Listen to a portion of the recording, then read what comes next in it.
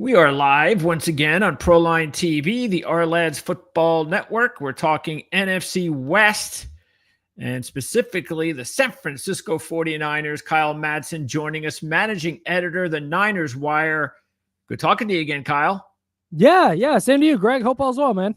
It is, and this is the best time of year that the two of us can get together just before the season begins. Yeah. Got real Nothing football like to talk about. Yeah. It's exciting. Yeah. All right. So a lot going on with the 49ers. So let's get right to it. What I wanted to do is, first of all, start off with taking a look at the conversation we had a few months ago. And we talked about what the key needs were going to be for the team heading into the offseason. Actually, there were a couple of ones, but I want to start off with this one. We talked after that. We talked about the fact that they needed, we went over the position needs. And out of all the position needs, there were two that were still not settled, or at least they had not decided to do anything about it. That was offensive line and a future number one tight end. So they probably, kicked the future number one tight end deal down the road. That happens. But the offensive line, we know how important that is, especially for San Francisco, because we had a really detailed conversation about this, about it's really the system that it work, not necessarily going out there and needing to draft high caliber prospects. So how does the offensive line look at this point? And we also talked more recently about the left guard spot and whether or not there was competition there with, I think we mentioned, you talked about Barch and Burford at the time, maybe battling it out. But how's it going right now on the offensive line? Yeah, Ben Barch is going to be the starting left guard. He missed the start of training camp, but when he came back, Nick Zakelj was the player taking the first team reps while he was out. Okay. Barch immediately stepped back in with the first team and took all the first team reps until he hurt his elbow. And then rookie 7th round pick Connor Colby stepped in with the ones, which I thought was interesting. But Barch is going to start there. And the Niners offensive line is going to have some of the same questions that it always has. And that's, can it hold up against the best defensive lines in the biggest spots? If they're good enough to make the playoffs, can they hold up against Detroit? Can they hold up against Philly? I'm not totally sure. Dominic Pooney, their starting right guard, is also dealing with a knee injury that he suffered against the Raiders in their second preseason game while blocking on a field goal attempt. He is out for a few weeks. His status for week 1 is still up in the air, but it doesn't sound optimistic that he'll be ready to start week 1. So you may see a player like Connor Colby or Nick Zakelj starting at right guard with Ben Barch at the left side to open the year. Okay, so maybe a 7th round draft pick could start week 1 on the offensive line for San Francisco. But if any team can deal with that, it's definitely San Francisco. We also talked about on offense a number 3 receiver, and I know this just opens up a bigger question regarding everything that's gone on with this unit, including Brandon Ayuk's health and then Jordan Watkins most recently. So yeah, I mean, what's going on with this unit? Boy, that's a great question. And I think looking at the Ourlads depth chart here, you see the potential issues, right? Ricky Pearsall is the clear-cut number 1. He's had a great camp. Jawan Jennings has not been in camp because, he started camp and then hurt his calf, re-aggravated a calf injury that he had in OTAs. So he's a question mark for week 1. Kyle Shanahan said that they're not really concerned about week 1 right now. And for me, if you don't have a good idea that person's coming back or is going to start practicing soon, that puts your status for week 1 in doubt. Demarcus Robinson, we don't know what his status is going to be because he may be suspended for 3 games because of a DUI incident from last November. Jordan Watkins, a really promising rookie from Ole Miss, he's hurt. Jacob Cowing, a 2nd-year player, he's been dealing with a hamstring injury. He's back, but he couldn't crack the rotation last year. So it's TBD. It sounds like he might have to play a lot, and we're not even sure if he's good. And then you get down to your Robbie Chosens, your Tariq Owens. Russell Gage has had a really nice camp, just kind of out of nowhere. It wouldn't surprise me if he plays a lot, especially early in the season. And then your Malik Turners and your Junior Bergens and your Isaiah Hodgins. And then I think they signed Malik Knowles today. It's unproven players who I don't think have much to show, and unproven players like Jacob Cowing, where, you see kind of the skill set, the 3-level route running ability, and you see the speed, you see the explosiveness, but why couldn't he get on the field last year? What's the problem? Is that going to hold him up if he does have to play? So a lot of question marks in the receiver room, but Ricky Pearsall and Jawan Jennings are the very clear-cut top two, and I expect that to be the case, assuming Jennings is healthy in week 1. Okay, and Ayuk's timetable, what is it now? They finally put a date, sort of. They had been the 49ers, John Lynch, Kyle Shanahan, whoever spoke, was reticent to give a date, because once you put a date on it, people start expecting that. And if they're not back by that date, now there's pressure. So he said all their ACL guys, that includes Malik Mustafa, that includes 7th-round pick Curtis Rourke, that includes Brandon Ayuk, are like week 6-ish. Now he said it could be week 5, it could be week 10. But week 6 would make sense. If week 5, they're on a short week. That's a Thursday night game against the Rams. But week 6, that gives you a bonus practice to work in the lead up to week 6. So you get 4 practices to kind of get your feet underneath you before playing in a game on a Sunday. So if Ayuk is going to come back, I would expect it to be week 6 or after. Okay. All right. Let's put that there. Okay. So then Watkins, is this, this isn't a major thing, is it? No, it's a high ankle sprain. He suffered that in joint practice at the Broncos in the game. It must have been in the game against the Broncos because he played, but yeah, high ankle sprain. He's expected to miss a month. So if he misses a month, he'll be back by week 2. So yeah, I don't think they're expecting him to be out long term. Okay. Sounds like Gage, out of everybody, Gage is the one that actually has something positive to say about, besides of course Pearsall. Yeah, Pearsall and Jawan Jennings is obviously really good when he's healthy, and Demarcus Robinson's been good too. I don't want to leave him out. It's just that he might be suspended, so keep an eye on that. But Russell Gage, it wouldn't shock me at all if he made the team. Hasn't played since 2022. Had a neck injury that knocked him out of a season, then had a patellar tendon tear that knocked him out of a season, and then I think he was at the Ravens practice squad last year. So hasn't played in a regular season game since 2022, but looks healthy. He's been productive, so it wouldn't shock me at all if Russell Gage winds up making the team. And that contract deal by Jennings earlier in the spring, is that gone now? Well, no, because he still doesn't have that extension, but there's this conspiracy floating around that he's not actually hurt and that he's holding in with a fake injury. Okay. I don't mind that. He was having a good camp. He showed up. He was participating. He was playing the role and doing everything that you would be doing as a number 1 wide receiver, taking the first rep in individual drills and playing hard and blocking in team drills and doing everything you'd want that player to do to earn a raise. I don't know how close they are on money. I have nothing on that. I don't know if he wants $15 million a year or 20 or 25. I have no idea. My guess is if he was cool with 12 to 15 a year, I'm assuming they would have had a contract done by now. So my guess is he probably wants more than that. Okay. And I don't think that there's any plan right now to extend him, particularly since he's hurt. So the contract thing still lingers, but I don't think it's impacting him now, and I don't expect it to impact him in the regular season. All right. What about weak side linebacker? That was another position that you talked about to keep an eye on. So how is that? Is that a real competition, or is D Winters going to be the man? Yeah, it sounds like D Winters is going to be the man. It was never a competition. D Winters is a player, and I want to highlight him here for a second because I thought D Winters was on the bubble going into camp. 6th-round pick from 2023.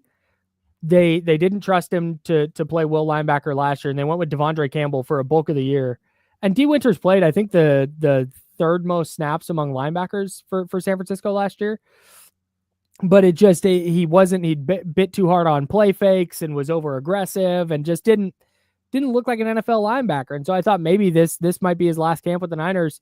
Well, he stepped in day 1 as the starting will linebacker. That's going to be the position that's on the field for all 3 downs. And it's a really important spot. And he's held that down. And he's played really well in camp. And the coverage ability has been there. And that's so key to controlling the second level in that area of the field. So I think D Winters is going to start. There's been no real competition for him. With all due respect to Nick Martin, the rookie 3rd round pick, who had an atrocious preseason opener, but was much better in the second game against the Raiders. I think it's D Winters' job to start week 1. And then the other battle was at corner for the number 3 job. Yeah. So how's that looking? Yeah, it looks like, barring injury, it looks like Upton Stout, the rookie 3rd round pick, is gonna grab that job. He was, if you read any practice recap or you watched any practice, it was just like, man, he's one of their 11 best defenders. He was really good in one-on-one drills. He was good in team drills, and is the concern with a player who's 5'8", a buck 82 or whatever he is, not a big guy, is how well do you set the edge? Can you stick your nose in and play the run? That's so key with nickel corners, and he's done that, and he's been really impressive in doing so. So I would be shocked if Upton Stout is healthy and not lining up at nickel corner for the 49ers in week 1. Is the main man on the outs Trey Brown? I don't know if he's on the outs necessarily, but I don't think he's done enough to win that starting nickel job. They might like him enough and his versatility enough to potentially play inside and outside that they keep him around as a special teams guy and maybe like a 4th corner.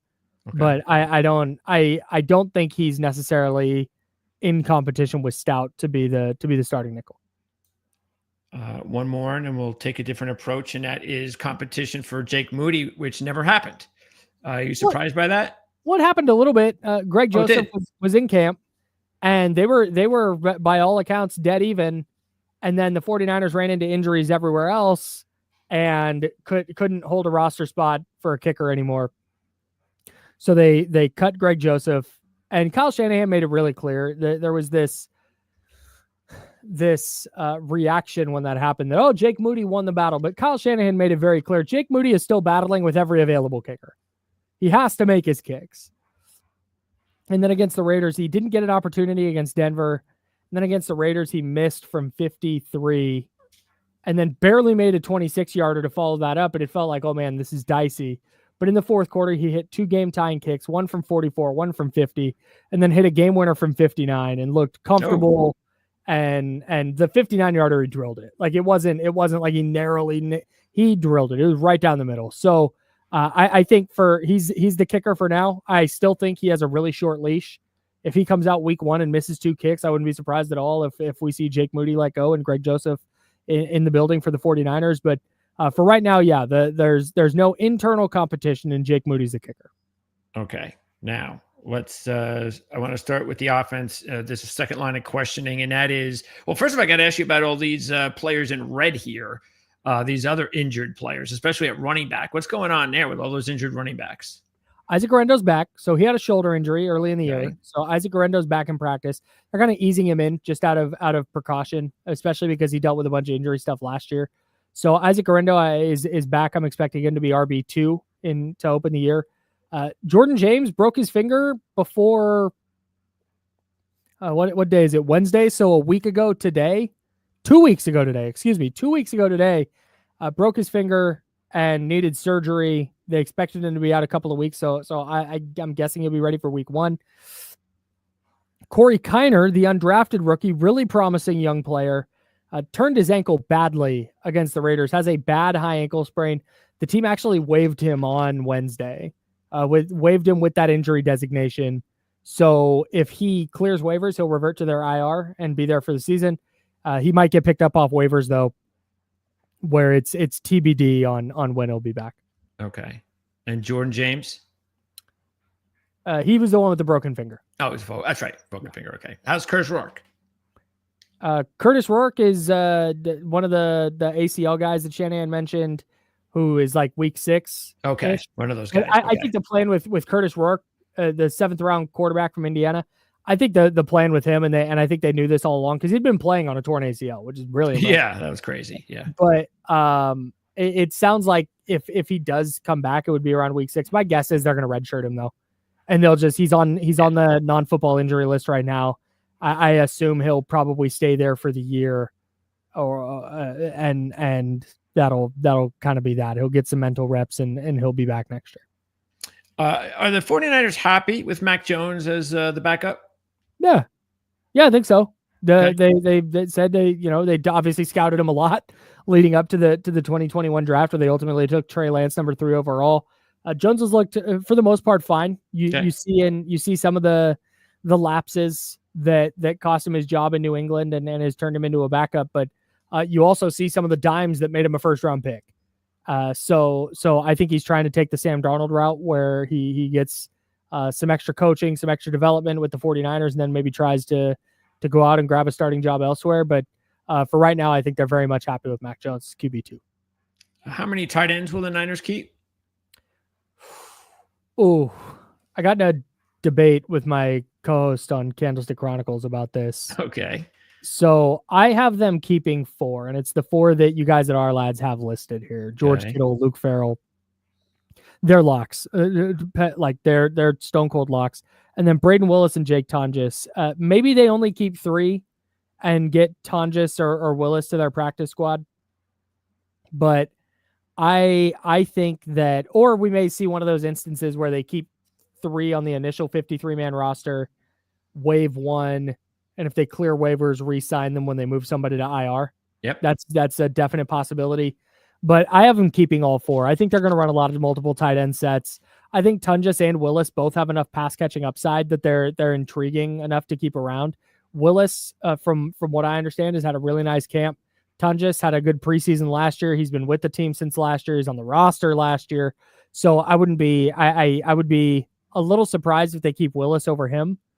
But I ultimately think they keep 4 to answer your question. On offense, will there be any surprise 53-man, roster designations? Will there be a player that makes the final 53 that, most people would have not thought that was possible? Yeah. So there's 2. Jeff Wilson Jr., I think has a real shot here. He knows the offense. The 49ers, of course, are the team that signed him as an undrafted free agent out of North Texas. North Texas? Is that right? That sounds right. Help me out. North Texas. Yeah, North Texas. Shout out.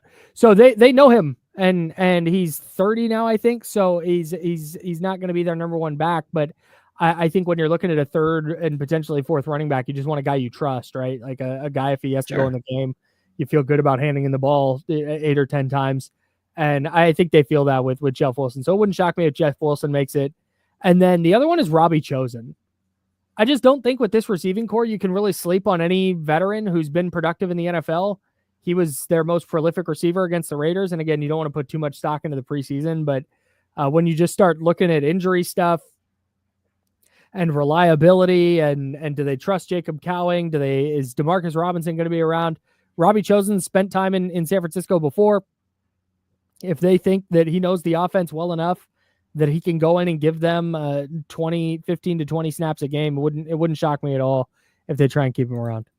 Okay. On defense, we got 3 guys in red. Are those the main 3 guys that we see right there that are dealing with some injuries? Anyone else, or is that it? Yeah, Upton Stout's got a calf thing that's kept him out for a while. Shanahan doesn't expect him to be out much longer, but it's not like a stone cold lock that he'll be back for the final preseason game. I think that's it. I'm looking. Mustafa. Those are the major ones. Okay. Yeah. So it sounds like Mustafa, again, ACL guy. He's interesting. So he hurt his knee in the preseason finale, in the season finale last year, week 18, but he damaged a previous ACL repair. So it's not a full ACL tear. So the return timeline's a little different. Shanahan, he was in that group of guys that Shanahan said like week 6-ish. So that's the expectation there. He's on PUP. I would assume he stays there through whenever he returns. Kevin Givens, it sounds like, is an IR candidate. He hasn't gone there yet, but you can designate 2 players to go on IR at 53-man cut downs without putting them on the 53-man roster. He has a pectoral injury. I would assume that he goes on IR when they make final cuts with a designation to return at some point, but it does sound like he'll be out a while. And then Yetur Gross-Matos has been dealing with the knee thing since last preseason, and they've just not been able to get it right. And it sounds like he had another setback. Shanahan said he's a candidate to start the season on PUP, so he'd miss at least 4 games. I'm not. It's hard to have any optimism that Gross-Matos is gonna give them much this year, given his injury woes last year and given how he's already suffered a setback and he's not even participated in a practice yet. Now you talked about Upton, Stout. What about, and we just mentioned Mustafa. What about the other rookies? How are the other rookies on defense doing? You got Martin, and you did talk about him a little bit. You got Michael Williams round 1, Collins round 2, West round 4, and Sigel round 5. How are they doing? Oh, I forgot about Michael Williams. He's also hurt. He hyperextended his knee in joint practice to the Broncos 2 weeks ago. Sounds like they're just being cautious in getting him back, but he's going to start. I would be shocked if he doesn't start. I think they're hoping that he'll be a run setting or an edge setting run stopper and in run situations. And then they'll kick him inside to rush the passer from the interior where he's been really, really good. So it doesn't sound like week 1's in jeopardy for him, but he's had a strong camp. Stout has had a strong camp. Sigel might start. I wouldn't be shocked if they're starting secondary as Marquise Sigel and Jair Brown or Jason Pinnock to start the year. That wouldn't shock me at all. He's been really good in practices. He's been working his way up the depth chart there. He's showed out twice in preseason games. That's flying downhill, stopping the run, being a rangy athlete with, he's got 4.37 speed or 4.3 speed. So he's shown it. And it looks like he can apply that athleticism to being a good football player, which I think gets lost in the shuffle sometimes in fawning over athleticism. So I wouldn't be surprised at all if he's a starter in that thin safety group. Nick Martin going to be a backup. Like I said, he's still got a ways to go in terms of learning. He's how to be an NFL player, learning the speed of the game, and that's fine. They have some depth there. Sure. CJ West looks good. Looks like a rotational defensive tackle, potential starter. Alfred Collins has been he missed OTAs, hasn't gotten to play a ton of football, but man, I keep waiting for him to have a couple just like impact plays. Like, man, that was a big man who can really move, and he just moved some bodies, got in the backfield and made a stop. Haven't seen it yet. He fires out of his stance too high. You talked about the people always talk about the NFL and the NCAA being different, and that leap from college football to pro football being just so massive. And in college, it's much easier to just manhandle offensive linemen, and get into the backfield. In the NFL, it's much more difficult to do that. So I don't think Collins will never get there, but I think it's going to take a while. I'd be a little bit surprised if he had a major impact in year 1. So is he definitely the top rookie then, especially at round 2, because there's only a couple of round 7 guys on offense. So he's got to be the top guy overall that you're the most disappointed, or at least have the biggest questions on. Biggest questions for sure. It's hard to be disappointed in the sample size that we have. Sure. Maybe he gets into the regular season and he's awesome, but so far he's fallen short of my expectation. Okay. Any CFA is going to make the team? Ooh. Offense or defense? Only one on offense. Drew Moss might. Drew Moss has had a couple of good preseason games for sure. Offensive lineman out of Colorado State. 49ers don't have it. I don't know that the 49ers think they have a ton of NFL caliber offensive linemen. Yeah. And so if an undrafted rookie comes in and he's just better than Connor Colby or Nick Zakel or whoever, or Matt Hennessy, then so be it. Maybe he sticks around. But on the defensive side, the guy I want to highlight here, there's 2 guys I want to highlight. 3 guys out of the 4. Sebastian Valdez, I think legit makes the team. I think he's one of their best defensive tackles. Wow. Low center of gravity. He's not a big guy, but he's super strong. And you hear people talk about him winning all these reps in one-on-one, and then he gets into games and he's spending time in the backfield, and he's just a hoss, man. He is just a really tough guy to block. So I think that he winds up making the team, and I think becomes a pretty big piece of their rotation. Jacob Robinson, undersized corner, but just kind of a dog, really good in coverage, really sticky in coverage. If he doesn't make the team, I wouldn't be shocked if he gets picked up elsewhere. Okay. He's had a nice camp and a nice preseason. And then Derek Canteen, same kind of thing. I don't know that there will be room for him on the roster. He's a safety, but I have been impressed with him in preseason games. But again, there's a lot more that goes into the roster calculus than just like, oh yeah, good vibes. Yeah. So especially preseason. He seems like a potential practice squad candidate just because, like I said, it's hard to make the numbers work with him making it at safety. Okay, so that means you're completely in love with Valdez at this point as a CFA. Moss would be the second guy then? The best chance to make it? Ooh, yeah. Ooh. Yeah, probably. Moss is 2A and Jacob Robinson's 2B for me. I think they're in similar spots where if the team wants to maybe cut a veteran and keep the upside young guy, that wouldn't shock me. And I think offensive line and corner are kind of similar for the 49ers in that there's the top end guys and then there's a lot of question marks at the depth spots. So those are the two guys I think who could also sneak in. Same question from the offense. Any surprise 53-man roster guys? Just the ones. You mean defensively? CFAs, basically, right? Those would be the surprise ones. Yeah, you can name a veteran on defense. Yeah, because we said the offense. Who do we pick on offense?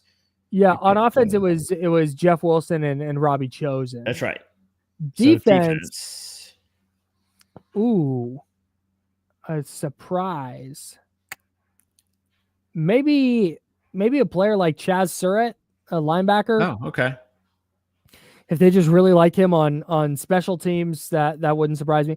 Yeah. You could tell me any of the defensive ends made it, and I don't think I'd be shocked. They just don't have a ton of depth there. A guy like Robert Beal Jr. has not been super effective in his career. Sam Okuwanu's fine, but not like irreplaceable. If you want to take somebody else over him, Yetur Gross-Matos sounds like he's not going to be ready for week 1. So there's going to be roster spots open there. You could, if you told me Jonathan Garvin or Travis Gibson wound up making the team, I wouldn't be floored. And then the other one, it's not a huge surprise, but a player like Siren Neal, longtime special teams ace. The 49ers need special teams help. He wasn't a player that I had circled to start camp, but he has some safety cornerback versatility if he does need to play on defense. And like I said, their special teams was abominable last year. So maybe they got to keep Neal around. Okay. And then give me, last question on the depth chart, give me a breakout player, a veteran player that was on the team last year that could take another step, sort of like D Winters type, someone like that you think is, maybe either going to graduate to starter or maybe graduate to something from starter to all pro possibility. Or I think so. So I think Lenore could be an all pro type of guy potentially. Okay. As far as a leap goes, D Winters is already there just by being the starter for me. I'll pick Renardo Green. Renardo Green, second round pick last year. That's a good one. Had a nice rookie year, but it wouldn't if you told me, he really broke out. He's a Pro Bowler and really locked in year 2. I wouldn't be that surprised. On offense, I think I'm not going to complicate it. It's Pearsall. Pearsall's the breakout candidate. Yeah, that's an easy one, right? You can try and talk yourself into Colton McKivitz. Maybe he's a Pro Bowler this year, the right tackle. Yeah. No, Pearsall's the guy. Okay. Let's wrap up with, let's take a look here. Then this is why did this do this? I guess I had it on too long. So this is the pulled you to the bottom. No, I gotta get it all the way up here. Okay. Let's go to the wins here. And I got to go find it, though. I got to reload it. Okay. So I believe it was 10.5. Yeah, 10.5 is the number I've been seeing. Yeah. So what about the 10.5 on the Niners based on the schedule? Have you made like a prediction yet? Do you have what are you looking at right now? Yeah, man. Taking the over 10.5 on any team is really tough. Like just you need 11 wins. That's a lot. And so for me, I lean to the under. I know their schedule is supposed to be soft, but their schedule is soft based on last year's standings. I'm banking on the Jags being better. I think the Bears are going to be better. It wouldn't shock me if a team like Atlanta is significantly better. So I think the Niners are going to wind up having a tougher schedule than it looks like. I think a team like the Giants, the New York Giants, might give them a problem just because their defensive line is great. Yeah. And the Niners offensive line is pretty mid. So good point. So I lean to the under just out of principle. There's a lot of rookies, second-year guys. You got a third-year guy like D. Winters trying to break out. There are a lot of questions. The upside's very high. If you, Greg, said, hey, I'm from the future, I'm from February of 2026, and the 49ers went 12-5 and made the playoffs, I wouldn't be like, you're lying.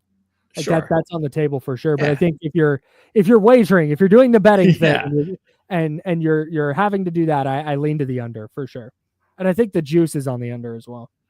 Yeah, just skimming through the schedule here, it's not monumentally tough at all. I mean, it should be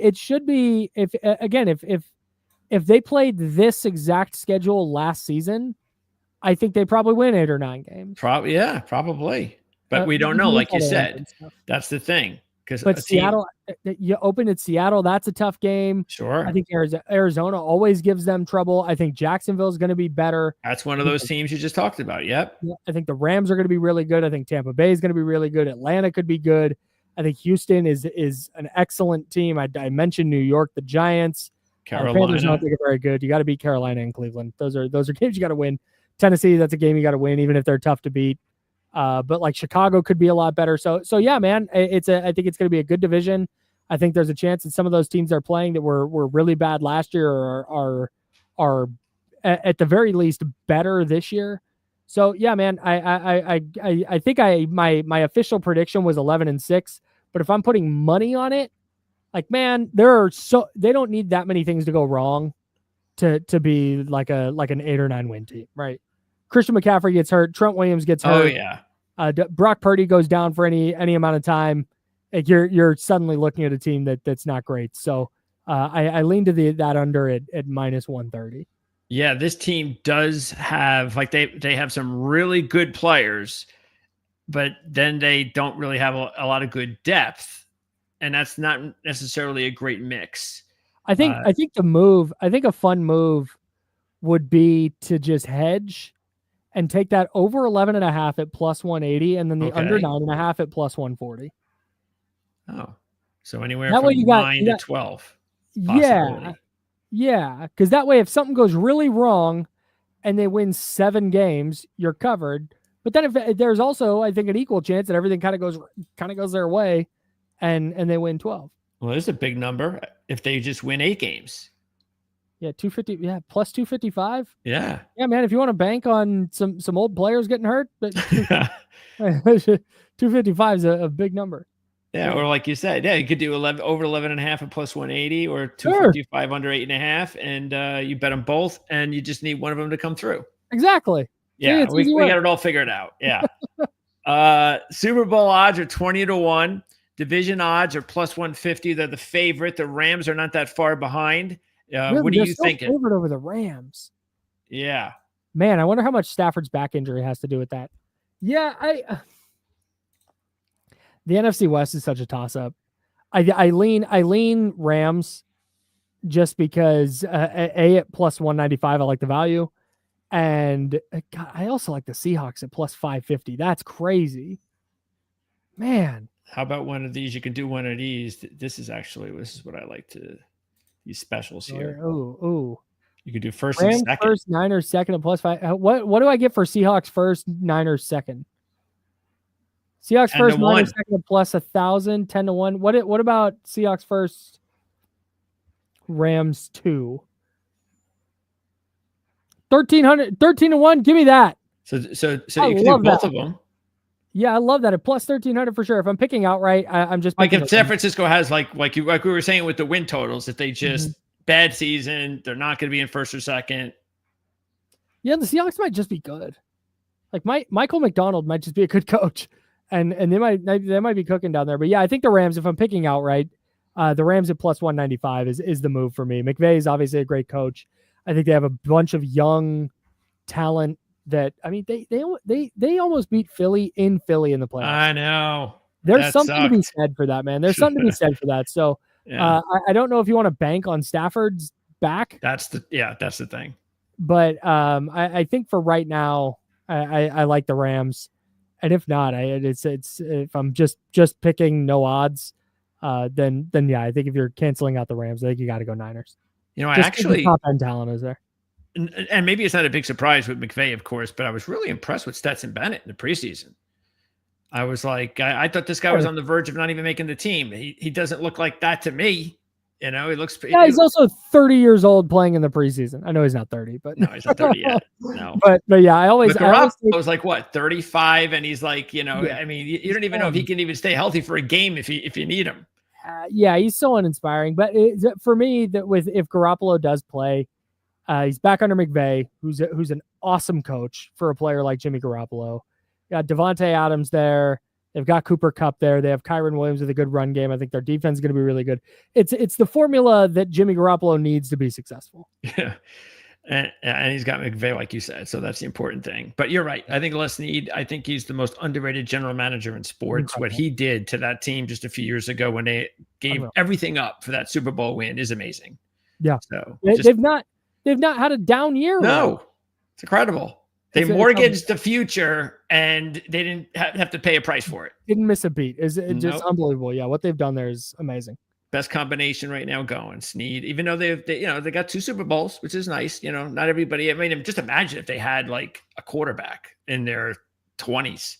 Yeah, they would be like, forget it. They'd be like a Brady Belichick combo, kind of like that. Yeah, it seems that way. Huh? Yeah. All right. Well, Kyle, you're awesome. I really appreciate it. By the way, first game, Seattle, as you mentioned, week 1, they're a 2.5-point favorite. What do you think about that? God, I'm hammering Seattle, man. Maybe I'm too high on the Seahawks. Maybe I'm missing something. But the Niners have a bunch of injury stuff going into the season. It's been kind of a weird year. I don't know. Maybe if you're gonna take on the Niners, you want to take them on in the first month of the season, right? Yeah, they're usually nails in the back half of the year, and they use the first 4 games as preseason games. And I think the Seahawks are going to be really motivated to win that one. Do you know Currently Cooked? I don't. Oh, okay.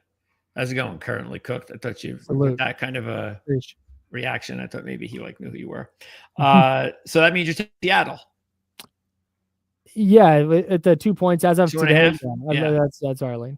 Buy a half point, make it 3 if you want to go that way. Sure. But I hear you. Yeah. Most people are down in Seattle, but you're right. I think they're going to be a little bit better than people think. Yeah. Okay, Kyle. So I just want to remind everybody, we have links in the description for all of this. You can find Kyle at Candlestick Chronicles podcast 3 times a week. You can also find that on, that's on YouTube. And you also have both YouTube and streaming, I would assume. Apple, all that stuff. Wherever you get your podcasts, and on YouTube, youtube.com/@Candlestick Chronicles podcast. And then also 5 days a week on the radio with the Insiders 1320 Sacramento. Also, you can catch on YouTube. Yeah, youtube.com/ESPN 1320. I'm all over the place. NinersWire.com. All of that in the description of the video. I look forward to getting the opportunity to talk to you during the season at some point, Kyle. Great job as always. Yes, appreciate it. Thanks, Greg.